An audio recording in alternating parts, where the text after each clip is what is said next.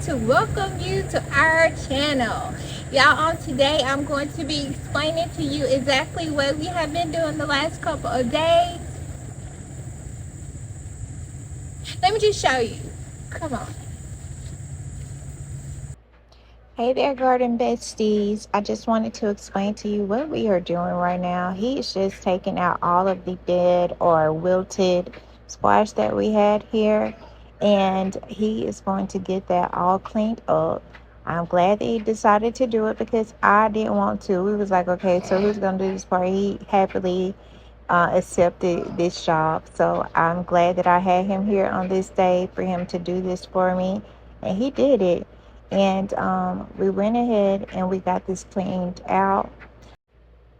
I just want to take a moment to really thank everyone who has subscribed to our channel.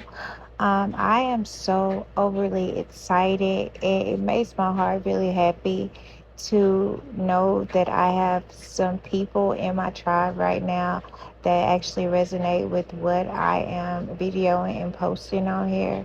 When I decided to start YouTube, I knew that I loved gardening and I knew that I wanted to share my gardening experience with the world. But I know that I am different, and I've always had this problem, even when I was growing up, and I just felt like I never really had anybody to understand me or never really had any friends. And I've always been like that overly friendly and happy person, but in return, I feel like everybody didn't feel the same type of friendliness that I did. So it just kind of made me feel like I was by myself. And this has really just made me feel like there is someone that resonates with what I'm doing, resonates with me and my personality and how I am right now on my channel. And that makes me so happy, y'all. So I want to thank everyone who's taken the time out to watch a video, to like a video, to comment on my videos, and even subscribe to my channel. It has meant the world to me. You just don't know how excited I am that we are getting so close to 500, y'all. I can't wait until we hit that 500 mark and we keep going. So I just want to say a big thank you to everyone. And we are hoeing. If you notice, we are getting the ground super clean. We try and do this at least once every couple of weeks because the grass is steadily growing. But I just want you guys to notice how moist the dirt is here. We haven't watered in a couple of days and it hasn't rained in a couple of days. But yet the ground is still so moist, and that's just because it's been covered with the grass. And usually when you have like grass or you have bark or you have hay or something down around your plants, it will help hold the moisture in. Did y'all see that right there? That was a little baby watermelon that has taken a hold to one of the peppers. I thought it was really funny and I had to show that to you guys.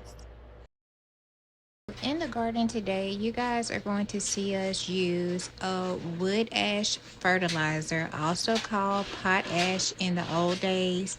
And we are going to use this because it is rich in potassium, magnesium, and zinc. And then it also has minerals like phosphorus as well. So we are going to be using this in our garden today to fertilize it while we are completing our preparation of our beds, right? So I just wanted you to know why we're going to be using wood ash instead of fertilizer. We use fertilizer at the beginning of the season, and it doesn't have to be fertilized again for 6 months. So we're not going to put down any more fertilizer because we don't want to burn any plants up or have anything that's unhealthy. It can also be used in your garden to deter pests away and for pest pressure.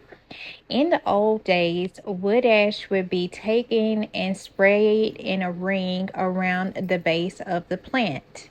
It also can be used to sprinkle on the foliage of the plant. Now, wood ash is good for things like soft body pest. Y'all almost couldn't get that out there. And also it is good for things like aphids, squash bugs, different things that attack our plants in the summertime.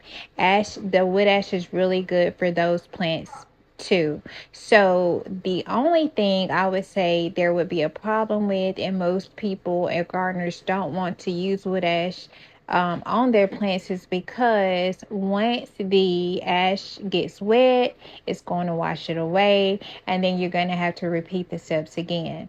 Now, a lot of gardeners probably would choose not to do this because they're going to want something that is more long term, because we tend to be a little bit lazy nowadays and we don't want to have to keep doing it.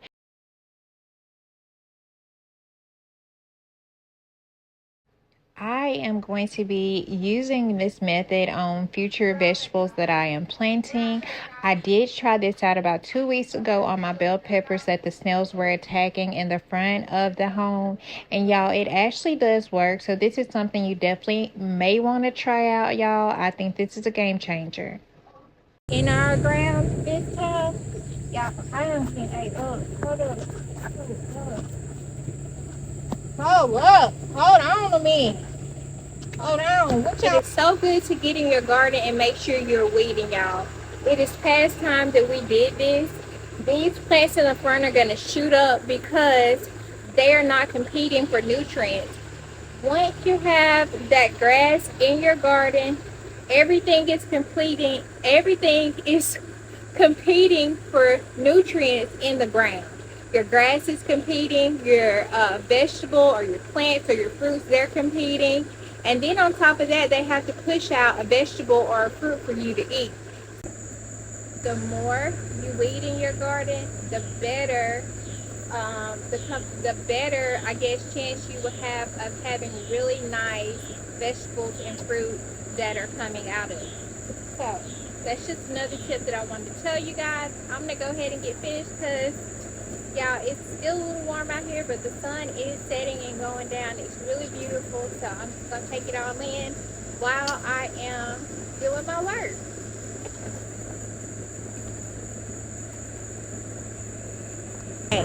So you want to make sure when you are starting over in your garden that you are going to bring in something that's going to have enough time, that's going to be able to produce as well, grow as well before your first frost date. So you'll want to do some research on that if you are starting over from scratch. Now, if you're going to be going to some type of co-op or somewhere to get plants, you can also take that into consideration as well, because you don't need the whole time it would take if you were planting seeds, right? So just know that you can either Google it, you can search it up, you can get on AI chat, anything, and look up when your first frost date is going to be, okay? Let's go ahead and put some ash down, and that's going to be it for the video. Y'all, I'm going to go ahead and close this one out. It's been fun hanging out with y'all this Sunday. Y'all, I am excited that I got to get out here, and I am so excited that we got part 2 of this over with. And the next step is going to be getting ready to plant. That's my favorite. And then harvesting, right? So let's go ahead and get the ash out here. If you haven't already, go ahead and subscribe to the channel. Hit the notification bell so that you can stay updated every time I post a garden video or I drop garden tips, right? And also, how are you guys doing? Let me know in the comments as well. How are you guys doing, and where are you watching from? Again, remember to stay rooted and grow radiant in life and with your veggies. Have a great night, y'all. But before I go, I'm going to get this ash down. Got my gloves.